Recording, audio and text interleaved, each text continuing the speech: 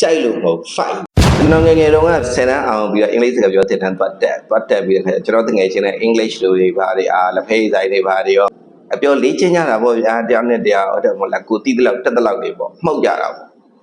အဲ့ဒီမှာတခြားတငယ်ချင်းတယောက်ကလာပြောတယ်မင်းတို့ပြောနေတာလဲကွာတဲ့တူလဲမတူပါဘူးတဲ့ပြီးတော့မင်းတို့သူများဘာသာစကားကိုအထင်ကြီးနဲ့လေးလာနေတာမင်းတို့ကောင်းနေတဲ့ကိုယ့်ဘာသာစကားကိုမပြောဘဲနဲ့သူများဘာသာစကားကိုတဲ့အထင်ကြီးနေကြတာဘာညာပေါ့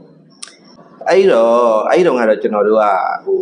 အကျိုးတင်အကြောင်းတင်ကောင်းရမွန်ရဒီလိုမျိုးပြန်ပြောနိုင်တယ်ဘယ်လိုမျိုးဒါဟာဘယ်လိုစီးပွားရေးလုပ်ငန်းတွေရှိတယ်ဘယ်လိုလုပ်ငန်းတွေလုပ်လို့ရတယ်ဘယ်လောက်ထိကျယ်ပြန့်အဲ့လိုမျိုးရှင်းပြနိုင်တဲ့အစွမ်းကျွန်တော်တို့မှမရှိဘူးလေနော်မရှိတဲ့အခါကျတော့ဒါပေမဲ့ကျွန်တော်ပြောလိုက်တဲ့စကားတစ်ခုတော့ရှိတယ်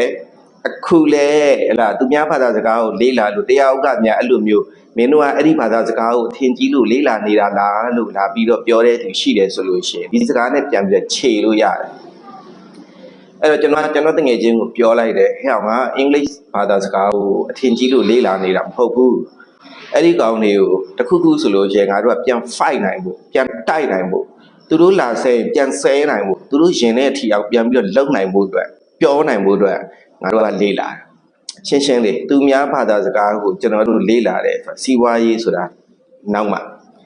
ပညာရေးဆိုတာနောက်မှအကယ်၍များလမ်းမှာခလုတ်တိုင်းပြီးလို့ကြုံလို့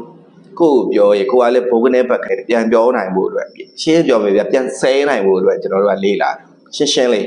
ကြိုက်လို့မဟုတ် fight လို့